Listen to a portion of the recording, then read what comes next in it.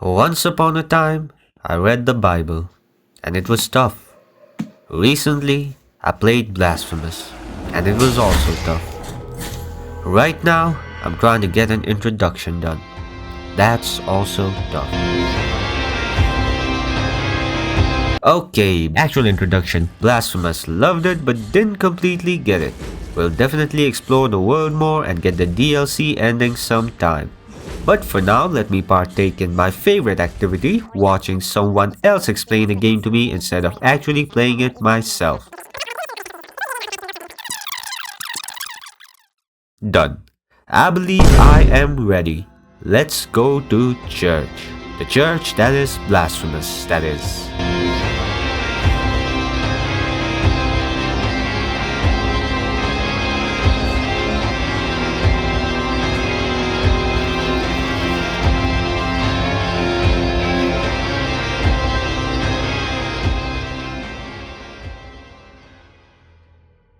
Church is supposed to be a peaceful, soul-cleansing experience, no? An experience of reflection and reverence. But if it is your first time, the experience is changed and you have a new world to explore. All the people already in this world are rolling around with belief and fervor, but I am a bit scared. What the hell is even that? Should I be? Well, everyone at church talks about how Jesus was resurrected that one time, but wait till you get a load of this guy. You're mad, I'm back. Big mad, he's mad, she's mad, big fat. I'm supposed to be in a good mood, but I'm in a bad mood. What's special about that? Retrying is just a thing in games, you might say. But there's an actual lore reason in Blasphemous. We are the penitent one, a member of the Brotherhood of the Silent Sorrow, who along with all the other members was appointed for the process of demographic adjustment by the Pope, but has been resurrected by the miracle, a mysterious force who the people of the game's world, Custodia, only experience through acts. These acts may be blessings or curses, mostly curses I guess. The purpose is to keep the people believing. So it is like the Old Testament God if he grew up playing League of Legends. God influenced the Egyptian pharaoh's heart to be cruel so that he wouldn't let Moses leave with the Jews, allowing God to show his miracles like turning the water of the Nile into blood and releasing about an infinite number of locusts on the Egyptians, so that the Jews would keep believing in him through these acts. The miracle in Blasphemous does kind of similar stuff, like with Aurea, a girl who was so beautiful she was practically worshipped. She burned her face so that she wouldn't be worshipped. A humble act, surely. So how does the miracle affect her? She is given the gift of a permanent and perpetually burning face. Yes, compared to the Old Testament God, the miracle is just a little bit more. Through many similar acts, the miracle has solidified itself as part of daily life in Custodia, so that it, or whatever is controlling it, no spoiler, firmly secures the fate of the people of Custodia. So life here is hard, but it is life. And it will be your life, as it was mine. Because the gameplay captures the harshness of the world perfectly, kind of. The game is actually not as hard as the always trustworthy internet led me to believe. It is hard, but compared to Dark Souls, to which it is often compared, it doesn't have those special moments that make you go...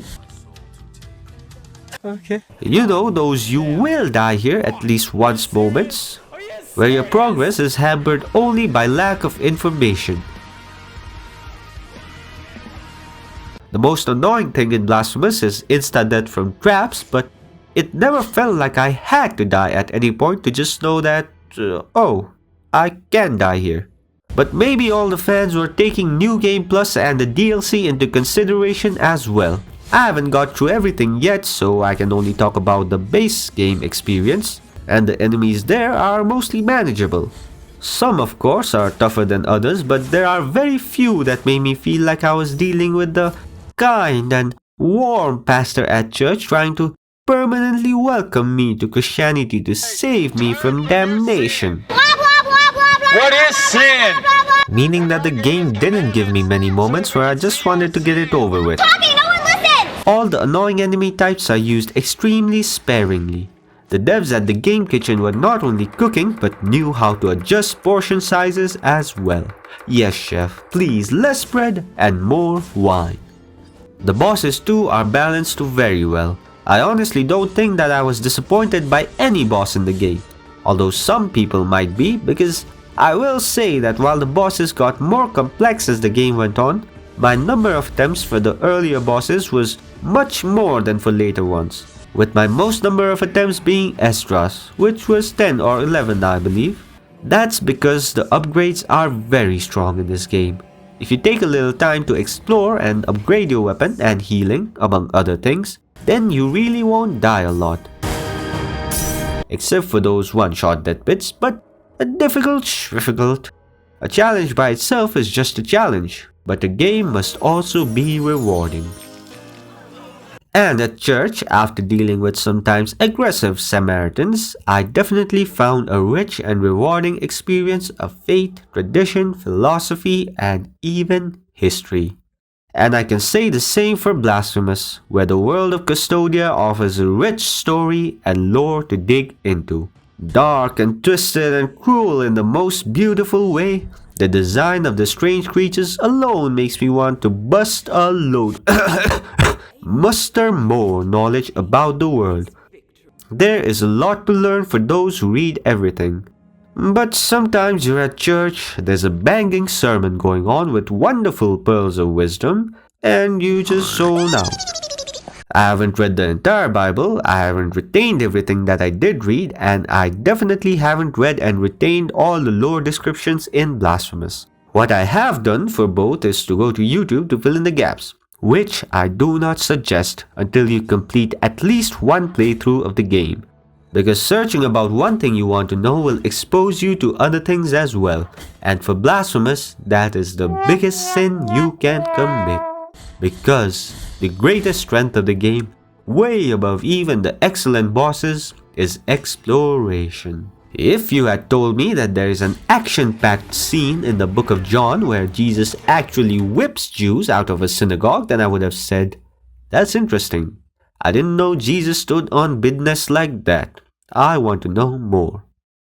And if you had told me that the action-packed parts of Blasphemous are only half the gameplay, and exploration is also a key element, I'd have said, that's interesting.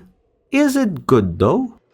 And your reply better had been, Yes, sir! friends, the different areas in Blasphemous are the perfect size. No matter where you go, you will always find something new. And from there, something old. Because you loop back to the place where you had previously been and go,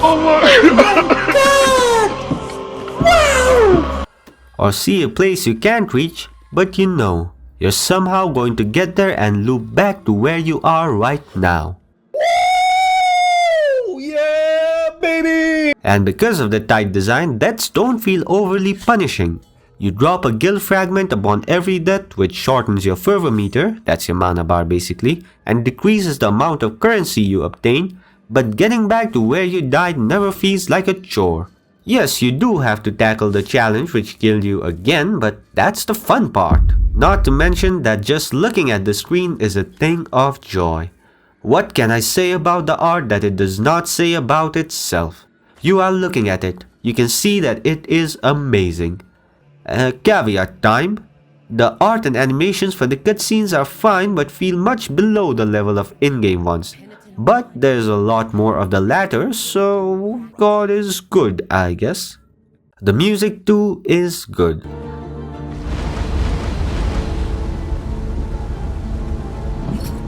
But it's not something that stayed stuck in my mind after playing, which is fine. I think it was a deliberate choice to make most of the music subdued and atmospheric, and in that regard the tracks do their job very well. But because of that, I couldn't distinguish between many of the tracks, and I was often wondering, is the music in this area the same as that other one?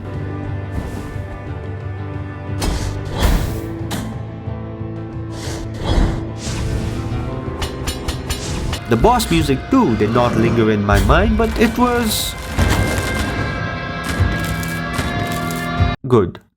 Finding the bosses, of course, is one of the joys of playing Blasphemous, because remember that we were talking about exploration. And another thing that makes exploration great is that the rewards for it are very varied. You have the thrill of finding a boss, of course, but also hidden locations, items, which in and of themselves are categorized differently based on use.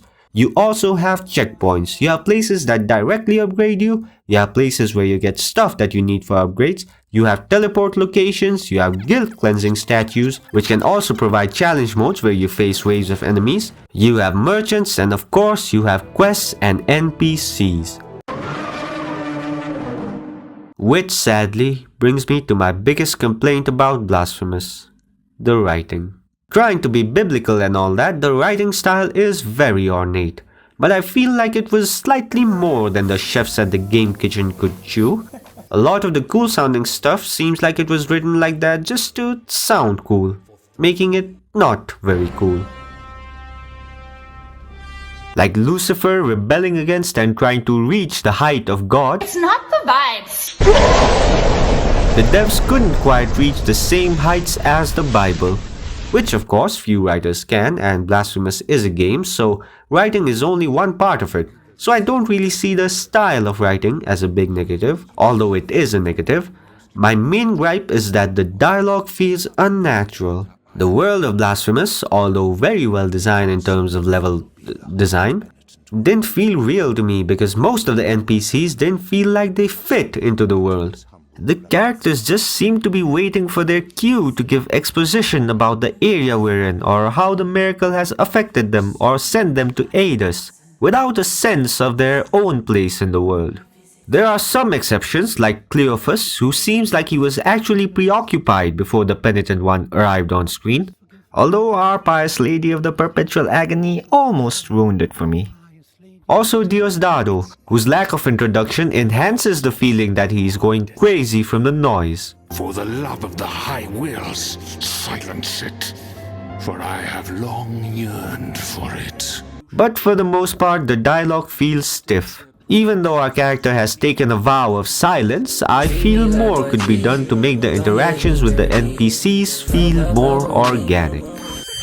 It's bullshit. As the dialogue is, I don't get a sense that these are real people out there in the world, but just handouters of quests or lures or items and upgrades. Most of the character dialogue in Blasphemous for me is the same as the Book of Numbers in the Old Testament. Yes, I read a lot of it I skimmed through. Reading ski. The man wrote a book. He wrote a sentence. Like this how the boy. Y'all, listen. I don't. Let me read some more. Hold on. If you were to ask me about any of it, all I can give you is a vague outline.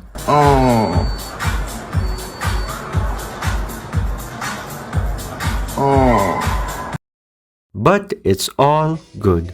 You can vaguely understand the Book of Numbers and still enjoy the Bible. And although I was only vaguely following the story in Blasphemous, I still enjoyed it. More than enjoyed it. I loved it. I'd make love to it if it were a woman. I'd probably be left with a strange mark on my back the next morning, but it would be worth it. The mark that Blasphemous the game has given me is one of pride at having beaten it, and of joy at finding a wonderful experience that I can gush about to other people. I wonder if that's how preachers feel. Well, play Blasphemous, my friends, and preach the gospel of the penitent one and his journey.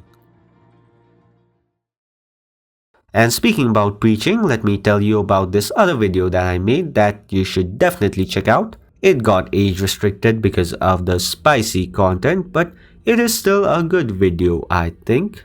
Thank you and bye bye.